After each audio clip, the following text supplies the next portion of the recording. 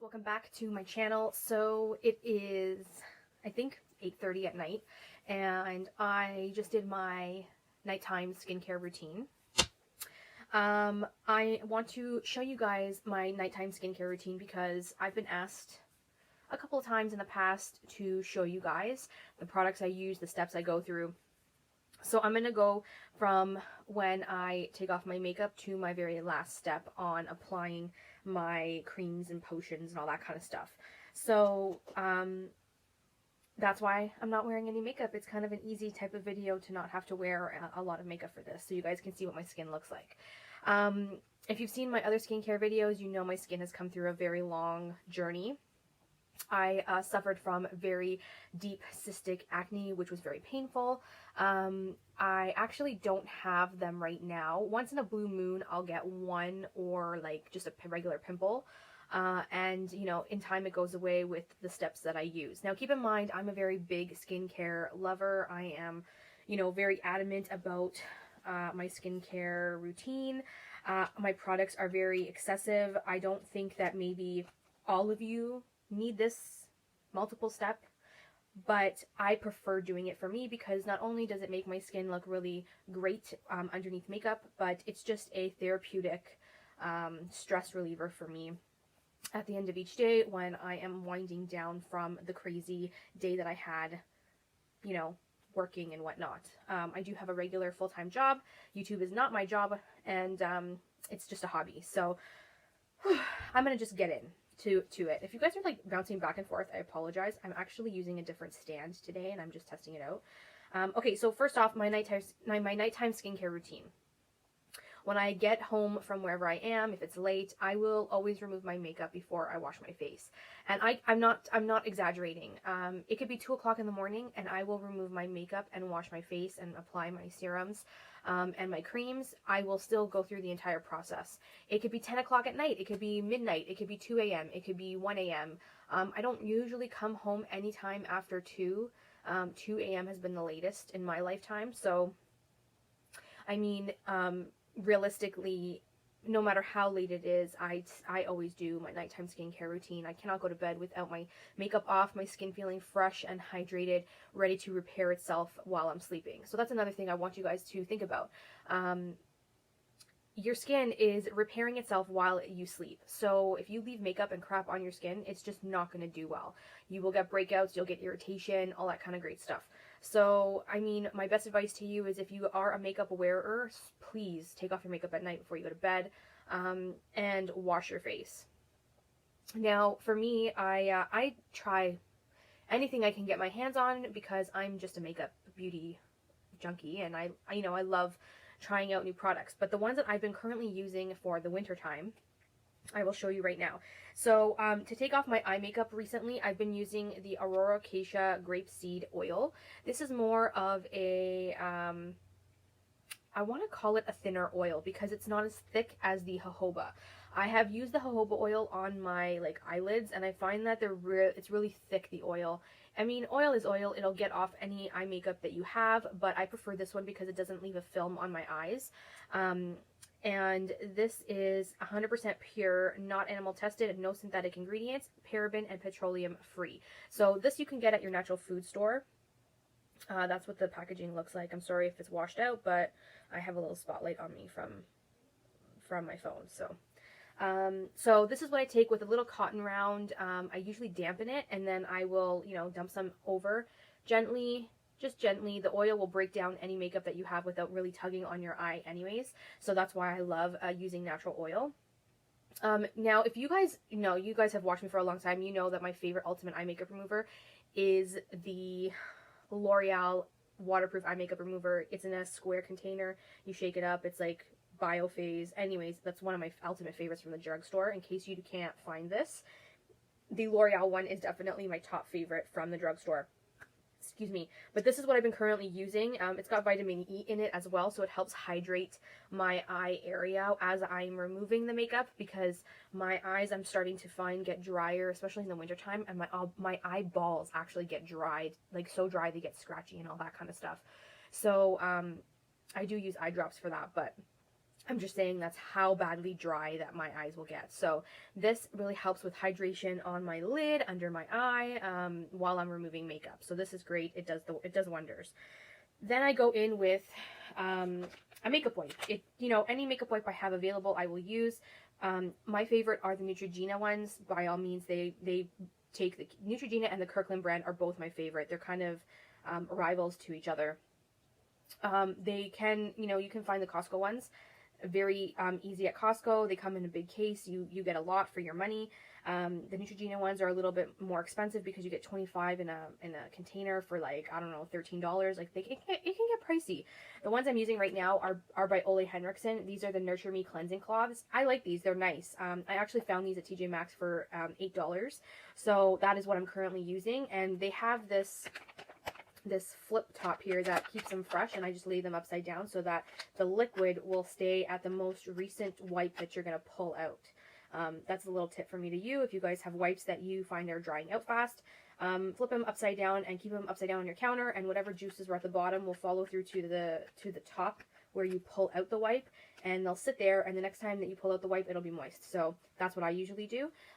These are nice. They're Ole Henriksen ones. I don't think I would buy these in full price just because they're really expensive. I mean, I only picked them up because I found them at TJ Maxx, but whatever makeup wipe that you love, I would use next. And I would use the makeup wipe to take off the first layer of my face makeup. So with that, that usually takes off a good layer of my face makeup, depending on how good the wipe is, keep in mind. Then I go in with a cleansing balm.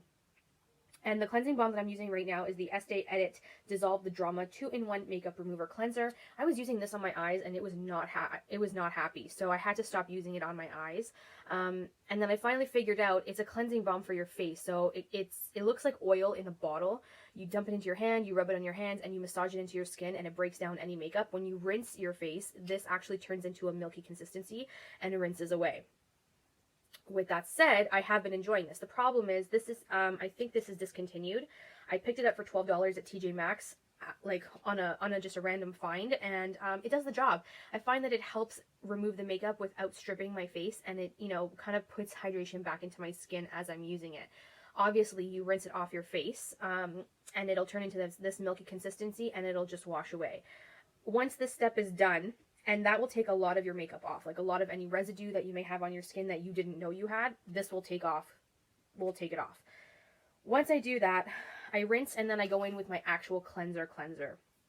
This is, currently right now, I'm using my Clinique Foaming Sonic Facial Soap. It's just a creamy foaming soap, and I'm actually really liking this. I'm not into foaming soaps, I'll be honest. This one is probably one of the two that I like out of any foaming soaps I've had. I'll put some on my little scrubby pad here, and then I will rub this scrubby pad with the soap all over my face. It'll suds up a little bit, like it'll foam just a tiny bit, but it's got a creamy consistency to it, so it actually hydrates my skin at the same time. I will go around, I'll make sure I get my ears, I go down my neck because I bring all of my makeup down my neck, and then, once I'm done that, I will rinse with lukewarm water, and I will pat dry. Okay, depending on how much makeup I use that day, I may cleanse twice with this, but 90% of the time, I only cleanse once with this, and I'm good to go.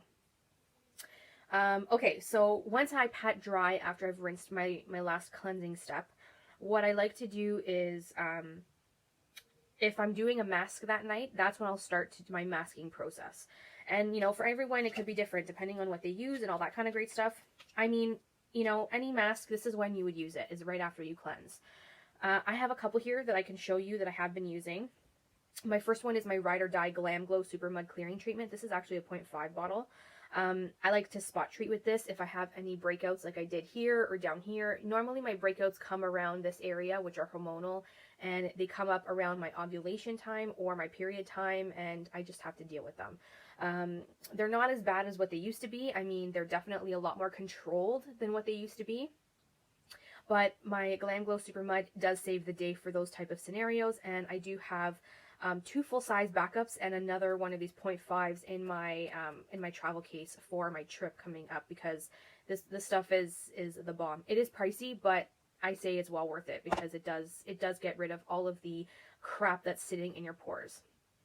So I'll either do one of these, or I will do this in conjunction with another mask. So what I'll do is I'll put this on first, let it do its thing, and then take it off, and then I'll go in with another, like a more hydrating mask, because this will strip your skin.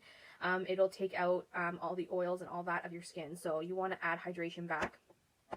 So what I've been using, there's two of them I've been using. One is a Glam Glow product. This one is the Thirsty Mud. I actually have had this for a while, but I've been using this all winter long. As you can see, I'm almost done. I like to use this more so as like a 30 to 60 minute mask for hydrating, and I really do think that it really does help hydration in my skin. Smells like coconuts. Like, honest to God, you guys, this is a really nice mask that I wouldn't suggest sleeping with this on. It is quite greasy, and I just wouldn't. I would just use this as like a up to 60-minute mask. I mean, you could use it longer if you're at home all day and you want to throw on a mask for a few hours. By all means, this is a great one. I would not sleep with it though. When I sleep with this mask on, I will get little white pimples here, there, and everywhere because it seems to clog the pores when you sleep overnight with it. So you're talking about like 7 to 8 hours. So I wouldn't really wear this that long. I would use this for 30 to 60 minutes max, and I find best results using it like that than with doing it overnight. It's kind of weird, I know, because like most masks you would get their benefit overnight. This one is not meant for that, even though it does say that you are capable of using it overnight if you want to. I don't recommend that as much, but you know, you do you boo, you test out what works for your skin. Your skin might be fine with it. For me, mine just agrees more to up to 1 hour using this. So I do use this one, or if I want something different just to change it up, I am using currently the Nip and Fab Bee Sting Lifting Mask. This one is a is it like a 1.7 fluid ounce as well, but it's in a tube form, which I do like because then you can just squeeze whatever product you want out and not dip your finger in it. It has a nice scent. It's a gel formula. You apply a thin layer all over your face and you let it sit for 10 minutes. Make sure you're not allergic to bee venom because there is a little bit of bee venom here. I think it's at the bottom of the deck, the ingredient deck, but there's still some in here. So if you're allergic to bee venom, I would stay away from this. If you have that allergy, I would go with the Glam Glow because the Glam Glow doesn't have the bee venom in it. This one was just one of those things that I've always wanted to try, and when I did, I actually enjoyed it. So I'm just continuing to use it just to, you know, use it up. I don't want it to go to waste. I find it's a great one. I have Nip and Fab at my local drugstore, and that's where I found this product, and I really find that this is a nice product for the price I paid. I think it was only $13 that I found it for. It was on sale. So, I mean, that is what I'm using for hydration, either or, depending on, you know, what I feel that day. So once I've masked and I've washed off the mask, now keep in mind when you want to rinse off your masks, depending on the mask, you might want to make sure you read your labels properly. With the Glam Glow, I use lukewarm water, and the warmth in the water will slowly melt away the mud off your face. If I am doing the hydration mask, I will use cool water because then it'll close up my pores and it won't take any more hydration out, all of the hydration that I've already put back in. And I find that cool water just feels so refreshing after a hydrating mask. That's just my personal preference. I mean, you do you boo. If you want to do warm for both, it's totally up to you. Okay, so once I have done that, I've rinsed all my masks off. I will pat my face dry, and then I will go in with a toner. And this is a non-alcoholic base toner. This is a travel bottle. I just poured it in the bottle. This is my Thayer's toner. That's witch hazel and lavender. So there's no alcohol, which is what I want. I don't want alcohol because alcohol will make my skin even drier than what it already is. And I love this travel. Look how, that's so sweet. I love how that mist is just so fine. I like this. I like the idea of this, and the Thayer's toner is actually cheaper than a lot of your essences and toners that are out on the market right now. So you can get a big bottle of the Thayer's for like $10, and that should last you a while, especially if you put it in a jar like this and you use a pump like this. So I got this at the dollar store, so you can definitely get the bottle at the dollar store and any Thayer's products at the natural food store or any drugstore that carries the Thayer's line. So that will go onto my face. I'll spritz it all over and I'll be very generous with it. I will pat it into my skin, and then I will go in with my serum. Now, I'm going to warn you guys, serums can be tricky and you have to do your research with them, okay? I didn't just jump on this serum right away. I thought long and hard. I did research. I looked up reviews. I wanted to make sure that whatever I was putting on my face, either A, wasn't going to like freak my skin out, because my skin can tend to be semi-sensitive, and B, I want it to benefit me and not harm my skin in any way. So, I'm on a long journey of AHA and BHA serums. I want to try as many as I possibly can, and I would like to also try retinol down the road. So as a starter, I actually made the jump to purchase the Drunk Elephant TLC Framboos Glycolic Night Serum. This is an AHA BHA serum. It's an expensive serum, I'm not going to lie. I actually picked it up in a Christmas set, because I found with Drunk Elephant products, it's more better for you to buy something in a set, so you could try different products out without having to spend that extra money. This serum alone was already going to be $100, so I bought it in the set, and I was able to try, you know, 2 or 3 other different things. I personally like this serum. I've been using it since beginning of January, and we are now mid-February. This is a serum where it is a chemical exfoliant. So AHAs and BHAs are chemical exfoliants.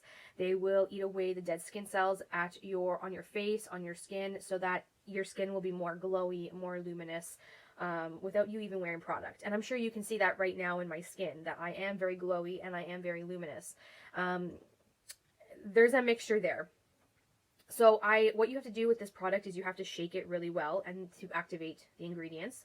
Then you use a pump and you apply it all on your bare face, and stay away from your eye area, because they are acids. They will sting. So you want to keep away from your eyes. So I do my forehead, I do my cheek area, all under my chin, anywhere that you get texture. So I tend to get texture right around here, around my chin area. So I just like spread it all over, avoiding my eye area.